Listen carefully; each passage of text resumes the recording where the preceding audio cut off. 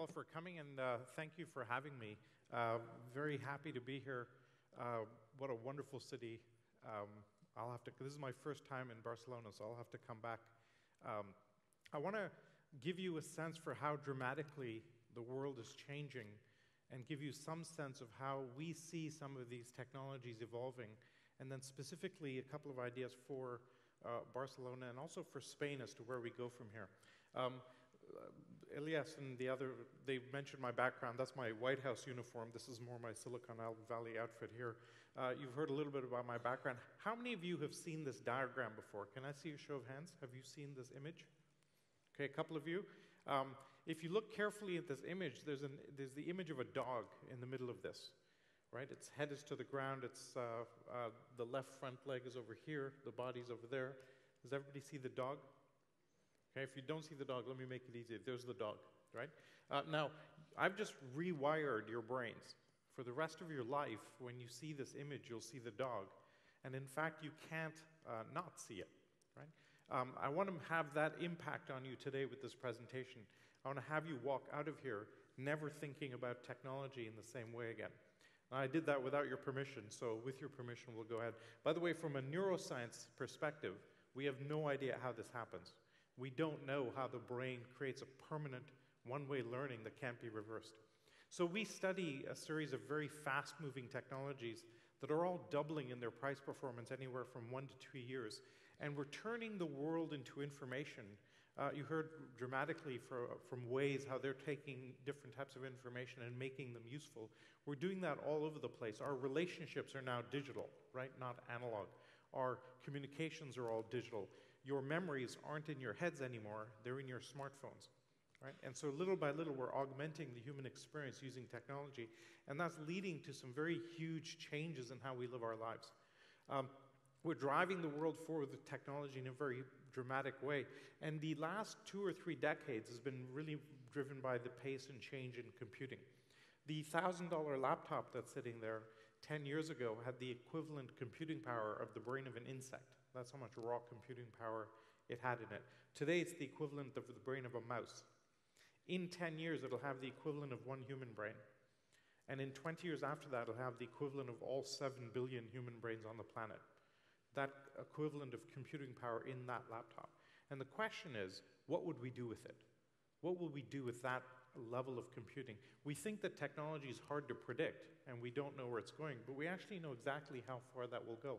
We know that the computing in your smartphone was the size of a building 20 years ago, and in 20 years, it'll be the size of a blood cell, right? And so we think about this very crazy change. There's the original circuit board, the very first printed circuit board, and with 200 chips on it, and now we have teraflops of computing on that same physical space. We did a calculation. We've seen 40% year-on-year increase in desktop computing speeds over the last 30, 40 years. If we had the same improvement in the car industry and the top speed of a car had increased 40% a year, we would have today a car that went faster than the speed of light. To give you some sense of how incredible the pace and change in computing has been. This is the world's fastest supercomputer from 2009. It's being dismantled because it's out of date, right? And now we're moving into quantum computing and other ways of computing. We've exploded this paradigm across the world, and everything we do is now driven by this paradigm. We've created the first global nervous system by using the internet with mobile phones at the edge points of that nervous system. And there's about 1 billion people online. By the end of the decade, we will go to 5 billion. So we're going to have 3 billion new minds coming online in the next few years, by the end of the decade. Now, these fast-moving technologies are changing lots of things. How many of you are familiar with 3D printing? Can I just see a show of hands? Most of you, right? Okay. So 3D printing is also known as additive technology. Additive fabrication is one of these very fast-moving fields. It used to be used by architects and designers to make complex models, dropping in price very fast. The cheapest 3D printers are now $500, and they're dropping in price 50% a year. That blue 3D printer you see at the top left, that's a $2,000 printer. It will fabricate 70% of the parts to make the next printer. Right? In fact, the first thing you do when you get it home is you print out the last few parts of itself. So very weird world we're getting to. On the top right, that's a woman's shoe. So if you break a heel, you just print a new one. And at the bottom, what you see there is a ball. That's actually titanium. We can now print in about 70 different materials, this technology. And there are two inflection points in 3D printing that have it accelerate away. We're looking at these fast-moving technologies. We're always looking for the inflection points that has a particular technology take off. And 3D printing has two of them. The first is, if you look at that object, for the first time ever, we can fabricate objects that can't be molded. You can't mold that object in the bottom there. But a 3D printer can print that out. The second inflection point is that it's always been true in manufacturing that a more complex object costs more. The design, the materials, the fabrication techniques, and so on. For the first time ever in manufacturing, complexity is free. The printer does not care if I'm printing the yellow thing in the middle or one of the more complex objects around it. It just spits it out. And so these two little subtle impacts have a very dramatic change. That's a kind of a chainmail type substance that you can make a fabric out of. And this is a 3D printed guitar. Everything except for the strings on this guitar has been 3D printed, right?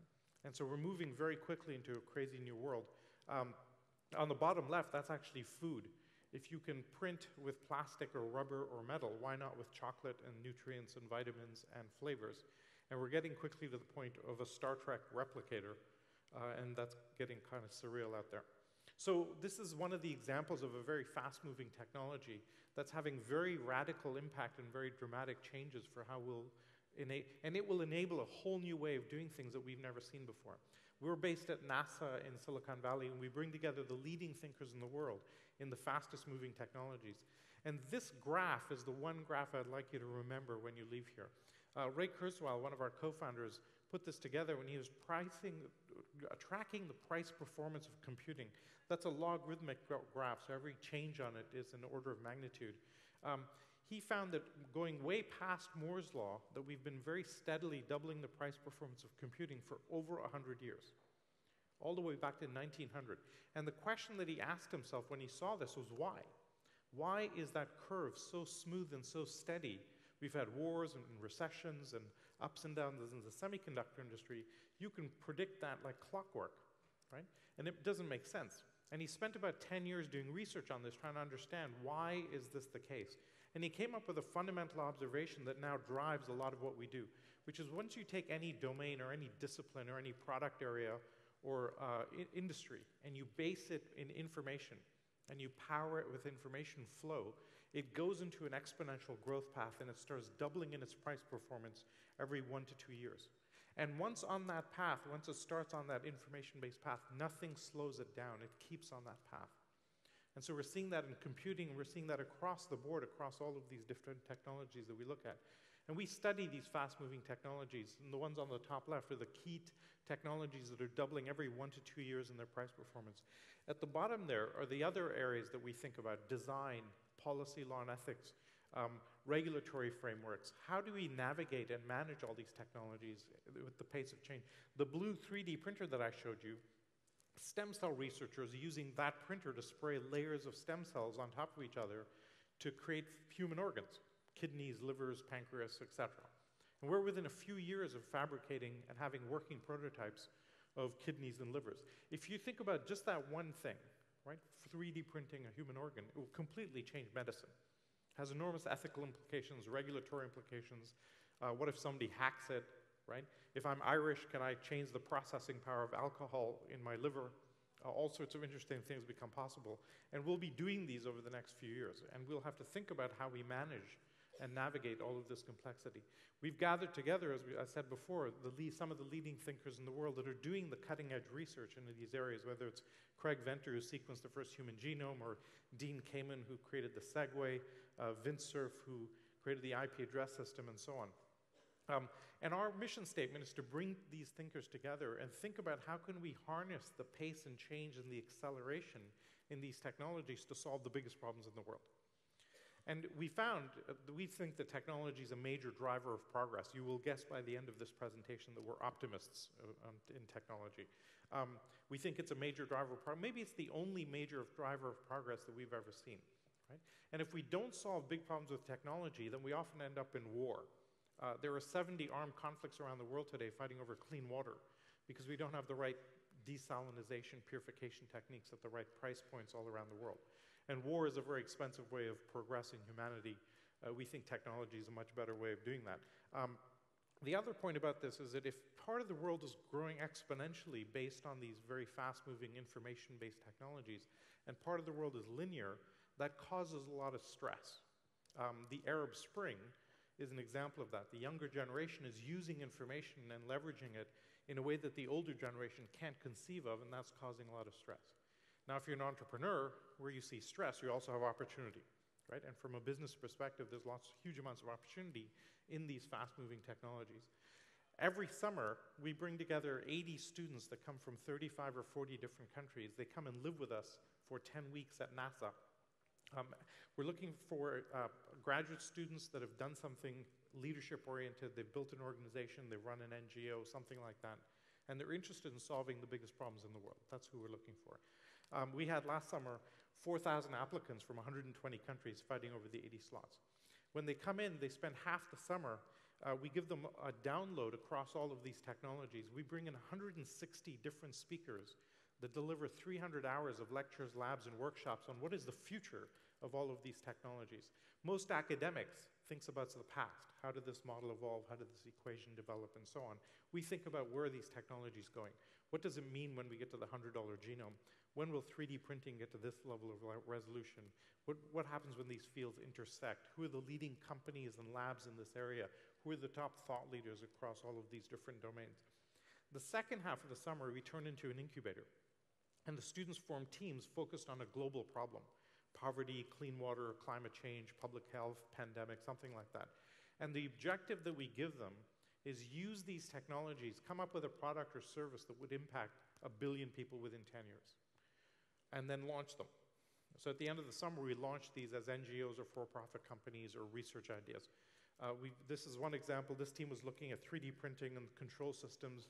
Look at the construction industry and notice that the way we build houses today has not fundamentally changed in, 5,000 years. And so they devised this giant car wash-looking thing. We'll fabricate a 2-bedroom house in a day and a half using concrete or adobe or sand if you're in the Middle East. Very useful in New Jersey after a hurricane, this kind of thing. This team was looking at poverty, and they noticed that in Africa, most of the roads get washed out during the wet season. 85% of all the roads in Africa disappear during the wet season, right? And how do you alleviate poverty when you can't move anything around? In the middle of the summer, Chris Anderson from Wired magazine comes and does a talk on drones, and he's created a whole open source DIY maker movement around these drones. And they looked at this and said, you can't move these, you can't have roads, it won't be easy to put them in, it'll be a long time before Africa has the money, but you could use these drones to transport food and medicine around. And so they designed what they called a Matternet, kind of a next generation Pony Express, where you can use drones to transport medicine or food and carry it between places. And so they designed this system. This is a live test they did in Haiti a few weeks ago where they're delivering medicine into a camp.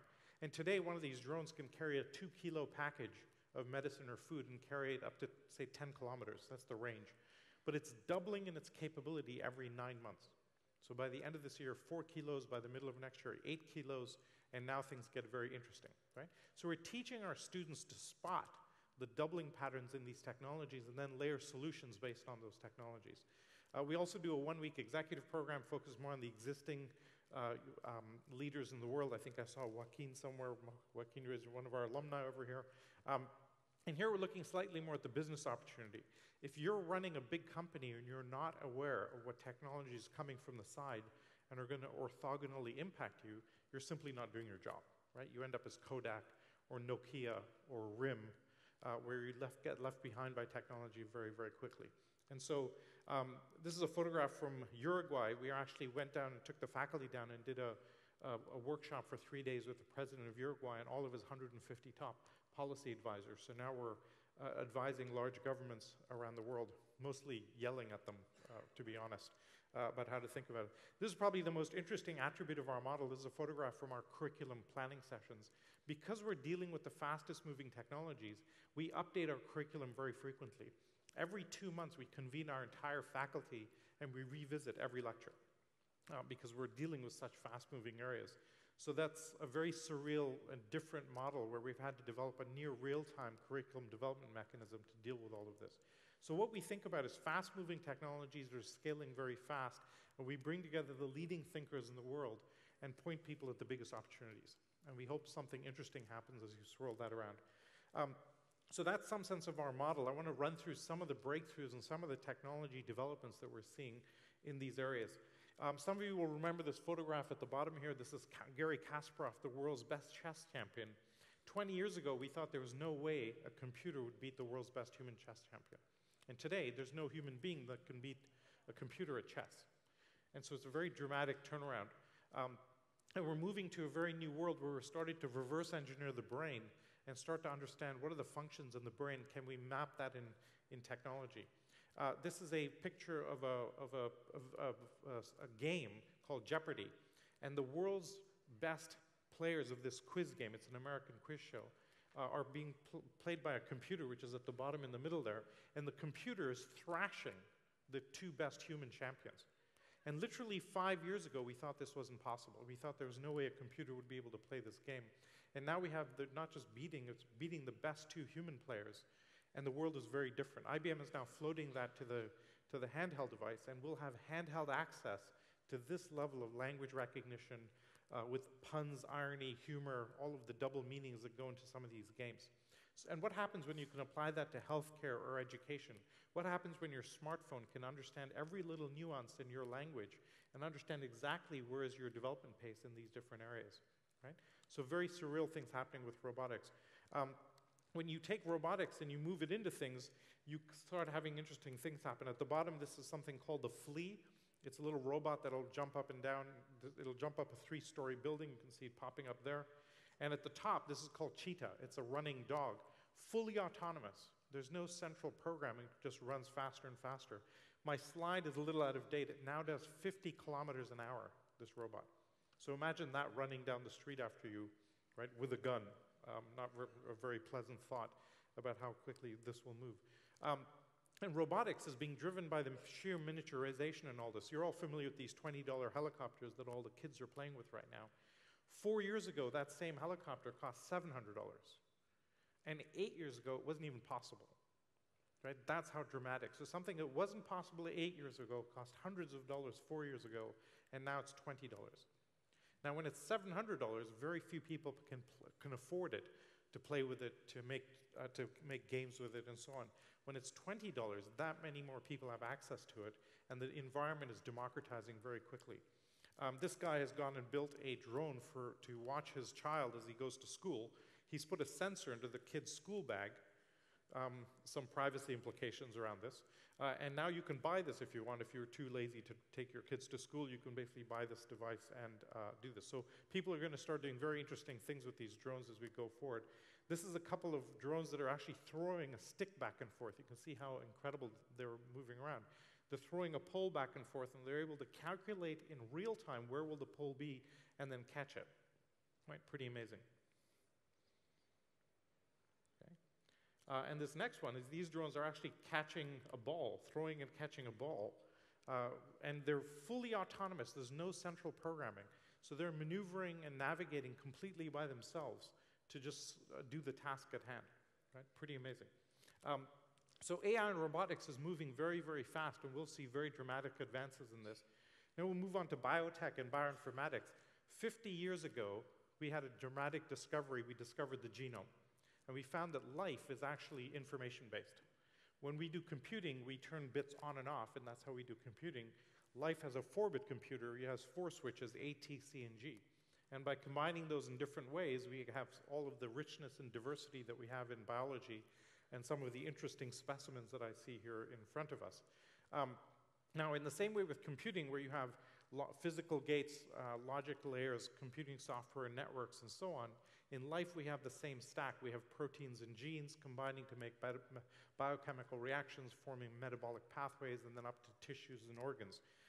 The pace of change of biotechnology has been unbelievable. The pace in sequencing, the cost of sequencing a human genome has been moving 5 times at the pace of Moore's law over the last few years. It's the fastest moving technology we've ever seen in the history of the world. It cost almost $3 billion to sequence the first human genome 12 years ago. The second one was a few $100 million. The third one was about 50 million. Fourth one was about 14 million. Does anybody know what it is today? It's $1,000. So we've gone from something that cost almost $3 billion to something that cost $1,000 in 12 years. How do you build a business when your price point is changing almost by a factor of 10 per year, right? And now we're doing very dramatic things with this. We're finding out all sorts of uses for this. If you have a heart attack, they will give you a drug that thins your blood so you don't have blood clots. If you have a particular gene, you need a 3 times dosage of this particular drug, and you can wear a dog tag that will tell you whether you have that gene or not. There's a team working on recreating the woolly mammoth, because when you learn a new language, you learn how to read, then you do comprehension, and then you learn how to write, right? We've now learned how to read the genome, and now we're starting to write. And so there's a team working to recreate the woolly mammoth. They expect to have a live one in about 2 to 3 years. And so we won't ever get to full Jurassic Park type of stuff, but we will get to this type of level pretty quickly. And teams of students are getting together at universities around the world to see how can they hack DNA to do different things. So this team took phosphorus, the glow-in-the-dark substance, crossed it with a cat, and now you can buy a pet that glows in the dark. Right? If you're the poor cat, you're not very happy about this because you can't hide. But some very strange things are going to start happening. And we're going to start seeing animals that have never existed before. And so this is going to change how we perceive the world in a very funky way. This is a biotech class being taught in an open hackerspace. And you see the girl in the middle? She's 8 years old. She's leading the class because it turns out she's really good at this, and she has no preconceptions as to what you should or shouldn't do when you're synthesizing DNA. And so she's actually leading this class of biotech hackers. This is the inflection point that kicked it all off. We were always looking for that inflection point. Craig Venter, who sequenced the first human genome 3 years ago, synthesized the first artificial life form. He took the DNA of a bacteria, about 1 million base pairs, sequenced it, put it into his computer, hacked it to make his own changes to it, modified it to his own specifications, synthesized that DNA, replaced the DNA of an existing bacteria, and we have, for the first time in the history of the world, a self-replicating life form, and its parent DNA is an email file. That's an inflection point. The world will never be the same again. And we're going to start to see all sorts of animals and organisms get created that never existed in the world before, right? And so how will we deal with that? How do you regulate that? What about the dangerous aspects of that? We'll have to think about this. And by the way, you can do this in your bedroom now. You don't need heavy, expensive equipment. You can essentially do this with stuff that you buy on the internet. Now, moving on to neuroscience, we have this brain that we've not had an upgrade to our brain in about 50,000 years. It's a pretty old architecture. It has all sorts of old biases. It's this lump of jelly that calculates pretty much what we do. And there's all sorts of issues that we have with our current brain. We have cognitive biases and math illiteracy, scientific illiteracy, and so on. This is a list of just some of them. And I have here a list of some of the human heuristics that we have in our brain. Here are some of the ways in which we're biased in how we look at the world, whether it's recognition bias or sunk cost bias or confirmation bias and so on. Our brains map and filter the world in a very old way. For example, my brain and nervous system is programmed to grab every calorie that it can and hoard it because it doesn't know where the next meal is coming from. But we actually do know that pretty well, and we need to override that programming so that we don't all become overweight. And so how do we handle that? And we use artificial intelligence and neuroscience to try and understand this. This is our old view of what the brain looked like on the left, a lump of jelly. We didn't know what was going on. Now we can actually spot a single neuron firing in the brain in real time. That's how far we've gotten with this. And what happens when you can take this organ that we still don't know fully how to use? We still don't know how memory works. We still don't know why we sleep, for example. But I don't need to know how it works as long as I can interface effectively with it. And so we're going to create gaming technologies, AI, big data, sensors, and interface with this brain in really interesting new ways. You can now get $100 headsets that can tell you exactly what are the frequencies in your brain in different ways. This is a field called optogenetics, which will actually allow you to change the programming in the brain, in this case, in the brain of a mouse. They can make the mouse turn left or right. They can make it hugely compassionate or make it really angry just by changing the frequency of the light going into the mouse's head. Pretty freaky at one level. On the other level, has enormous possibilities for Parkinson's, Alzheimer's, dementia, and some of the neurological issues that we're all going to deal with when we get older. So all of these fast-moving technologies are now moving incredibly quickly. By the time we've figured out what is the development in one area, it's something else has happened to make it change. And I wanted to touch on why does an information-based environment go into this very fast move. Some of you are old enough to remember film photography, right? You remember strips of film. When you had film photography, you operated from a linear basis, not an exponential basis.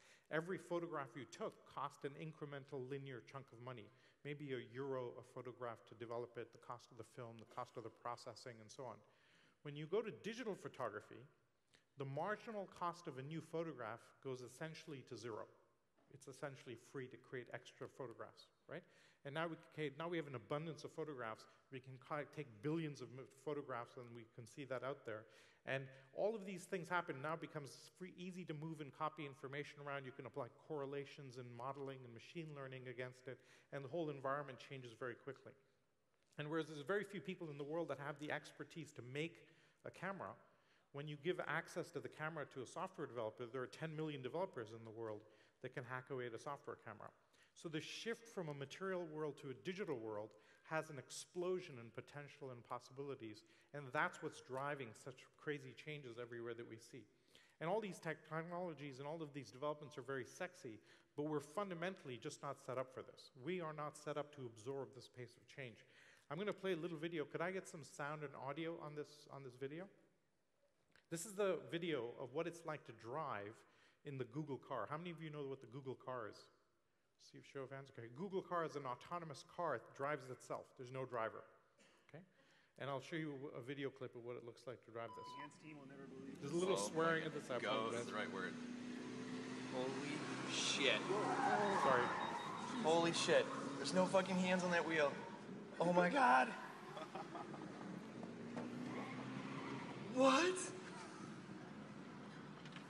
It's driving itself. Ah! Okay, you get the general idea.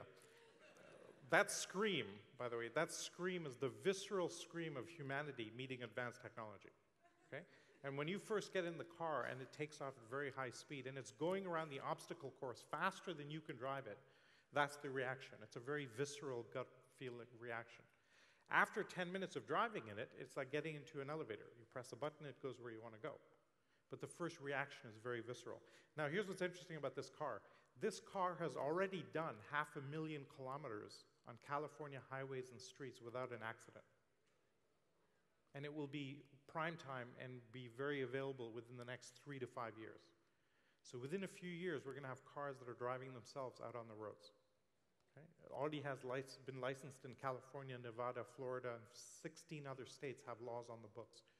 Within 10 years, we'll look back on this time and wonder, why did we ever let human beings drive? Because we are terrible control systems for 2-ton cars going at high speed. We're texting, we're distracted, we're talking, we're chatting, etc. The car sensors don't turn off, it doesn't drink and drive, it doesn't go to sleep, it's much more fast reacting than we are. And we expect within 5 years it'll start beating Formula One drivers just from the self-driving car. Right? So and what we're seeing here is for the first time in 100 years, we've information-enabled transportation, and now we'll see very dramatic changes happen in transportation because of that. We've estimated that the traffic issues around the world will drop by 10x, 10 times. We'll have 10 times more road capacity because of these autonomous vehicles than without them. And so maybe the biggest change in society will happen over the next 10 to 20 years as this gets implemented. Very, very profound changes. But fundamentally, as you heard from that scream, we are not set up for this. All of the systems that we use to run the world, our civics, our politics, our intellectual property, legal systems, education, healthcare, is all set up for a world 100 or 200 or 500 years ago. Not for the world of today. Definitely not for the world of tomorrow. Right? And so we really need to update this. This is the Fourth Amendment in the American Constitution, the right to privacy. It's disappearing in front of our eyes without any public discussion or conversation about it. I'm Canadian, I don't really care. But if you're American, this is a big deal. and a fundamental pillar of American society washing away. The patent system is fundamentally broken. High-tech companies are now spending more on patent litigation than on R&D, and that's a very bad place to be. I mentioned our curriculum planning meetings. Even though we have the best researchers and teachers and lecturers in the world coming to teach at Singularity University, we can't become an official accredited state-sanctioned university, because to do that you have to fix your curriculum and not change it. And it brings up the general question of how does any regulatory framework keep pace as technology is accelerating away from us? This is a huge issue. And in the economy, we're finding that whenever we information enable an industry, it goes into a 10 times revenue decrease because it's so much more efficient. This is the newspaper business, 10 times drop in revenues because of once the internet fully hit. The music business, same thing. This is Netflix, which is streaming video, versus Blockbuster, which is renting videos, right? Vinod Khosla, a very famous venture capitalist and a founder of Sun Microsystems, showed that he did an analysis of mobile phones and the exponential growth we've seen over the last 10 years. And he showed that the mobile industry expert analysts at every point in time over the last 10 years predicted 10 or 15% or 12% or 14% year-on-year growth, and every year it doubled. Okay? Even in 2008, when they had 3 years or 3 periods of 100% growth, they said we predict 10% growth, and then it went up 100%. Now, how much more wrong can you be from 10% to 100%? And you're the mobile phone industry expert, right? And then governments or large companies do their strategic planning based on these numbers. And we fundamentally are not good at spotting this trend. This is one of those cognitive issues that we have. If I take 30 steps linearly, 1, 2, 3, 4 to 30, I'll get to the back of the lobby, and you can project very well in your heads, where am I 1/3 of the way, where am I 2/3 of the way in that progression. If I take 30 exponential steps and I double it every step, I get to 1 billion. I'm 26 times around the world. And it's very hard to gauge where am I 1/3 of the way and where am I 2/3 of the way in that progression. And this is the issue. So we have a big chunk of the world now running based on information that's moving at this exponential pace, and a big chunk of the world is staying linear, and that's going to cause increasing stress and disruption over the next few years. New business models are all being built on this information-based curve, right? Google was a joke 10 years ago, and now it's a $300 billion company by essentially manipulating text and now video, right? Facebook, $70 billion company just by digitizing relationships. And as we get into these new business models and all of these sensors out there, we'll see whole new industries emerge. Now, we've seen industry-level disruption because of all these technologies, but now we're seeing macro-level implications. I mentioned 3D printing.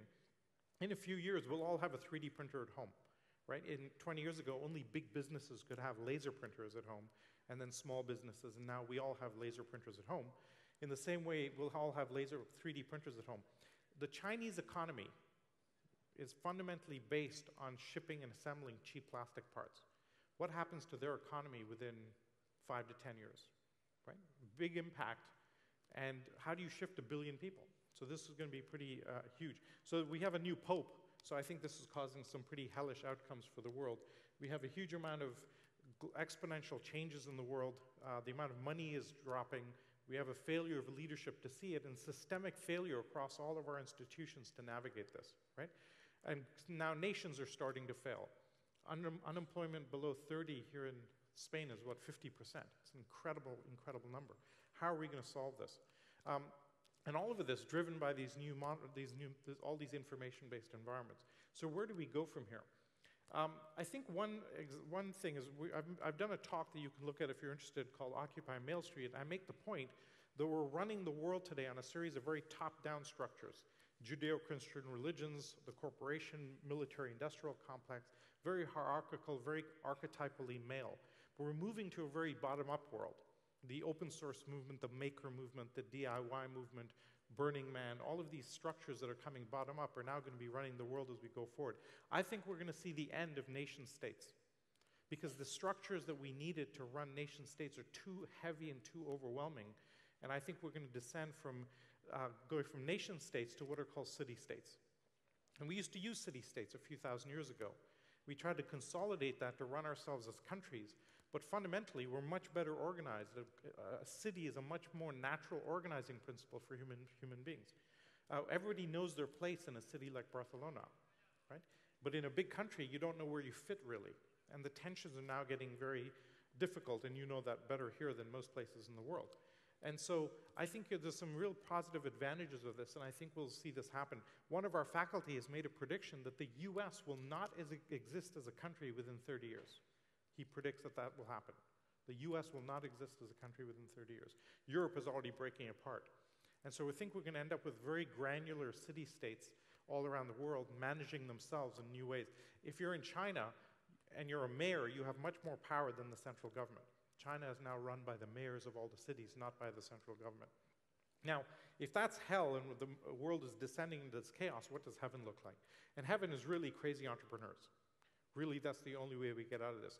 We've done an analysis that showed that all new jobs over the last 30, 40 years, 100% of new jobs over the last 30, 40 years has been created by startups and entrepreneurs. Large companies have created 0 net new jobs over the last few years. Because as they create new jobs, they're losing that many jobs in old structures. And so essentially the only way we create job growth in the future is startups and entrepreneurs. That's pretty much the only way around it. And this is how I define entrepreneurship. Use technology and passion to solve a problem. And you have to be crazy to be an entrepreneur, right? It's a very irrational act. By the way, this is the European Union definition of entrepreneurship. If you want to know why Europe's a mess, that's how they define entrepreneurship. I mean, really, what a disaster, right? I think it's much more elegant to design this way. You can't define entrepreneurship as this academic thing of trying to navigate resources and optimize them against a problem space, and I think there's 4 things that make it really exciting to be an entrepreneur right now. The first is the ecosystem is now very rich. You can get lots of help. There's lots of environments to help you. Second, technology is now available and cheaper than it ever was before. Third, by using things like Kickstarter and other mechanisms, we have funding sources that you never had. And fourth, we have a whole maker movement where people are now making things themselves, making products, making services, making new gadgets, and so on. How many of you are familiar with Tech Shop? Tech Shop is a new phenomena in Silicon Valley. It's like an exercise gym membership model. In an exercise gym, you go and use all this expensive equipment that's too heavy to have at home and costs too much. But for $100 a month, I can have full access to all of the equipment.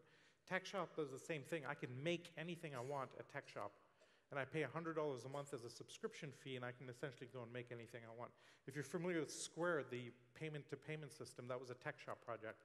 And a huge number of projects is coming out of that. Kickstarter, you're very familiar with. This is Eric Mijikowski trying to raise money for his watch. Tried to raise $100,000 from 20 investors, and they all said no. He went on Kickstarter and raised $10 million within 2 months for his whole campaign. And if you have something at Kickstarter, you don't need investors. And so this model will start to really take off because it validates market demand. And this is where I think the world goes. And I'm going to leave you with 2 or 3 examples of how dramatically you can change the world as an individual. You can get these $100 headsets that give you a sense of what brain frequency you have in your head. If you look carefully at this photograph, you can see this is a photograph. In the background here, this is me wearing a headset. That's the silhouette of me. Over here, there's a fellow taking the photograph is one of our alumni called Will Henschel. He was a famous guitarist and so on. And you can see my brain read out on the headset. What Will is doing, he's creating and composing music that when you play the music, it puts your brain into a focused alpha state. So if you need to do software development or studying or working on spreadsheets or working on emails, you want your brain in an alpha state frequency mode. This is my brain before and after he plays the music. This is before, and there's after. And you can see my brain is flooded with alpha waves, and now I can focus on the work that I need to do, right? Now, this is a multi-billion-dollar idea, right? I need less coffee. I don't need Red Bull. I need less amphetamines and all the other types of substance I can get. And he's doing this with a Mac and a $100 headset. That's how disruptive he can be with this type of innovation. This is Dean Kamen, who's one of the world's most famous inventors, invented the Segway. He's invented a water machine that you see there. You plug into one side anything wet, seawater, distilled water, arsenic water, sewage, mud, doesn't matter. Out the other side comes 100% pure injectable distilled water, and it runs on 10 light bulbs of power. And he's been testing this in 7 villages in Ghana, And he just signed a deal with Coke to distribute this machine around the world. And he may have single-handedly solved the world's water problem. And we take out water. When you can have clean water, you also take out half of the infectious diseases in the world, right? One guy in a small lab. And this is the final company that I want to show, which is called Modern Meadow. It's 3D printing and growing meat in a lab. It's very inefficient to hack steaks and meat out of the side of a cow.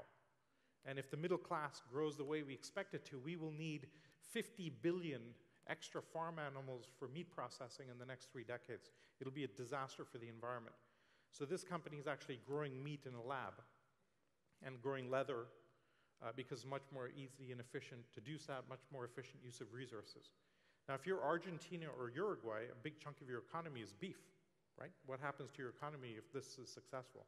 Now, it tastes terrible right now, but the taste is doubling every year. No, I'm just going to... So this is the kind of incredible breakthroughs and incredible opportunities that exist. And the only way we will solve this problem globally, whether it's unemployment here or the debt that exists in many countries, is entrepreneurship. And these technologies provide us a lever like we've never seen before. So I encourage you to go use these technologies, because one of two things are going to happen. Either we continue the way we are and we end up in a huge amount of societal disruption because we can't navigate and manage these technologies or the future or our world properly, or if we manage them properly, we end up in a world of abundance. And that's very possible and very real for us. So there's the dog. I hope you never think about technology the same way again. Thank you very much for your time.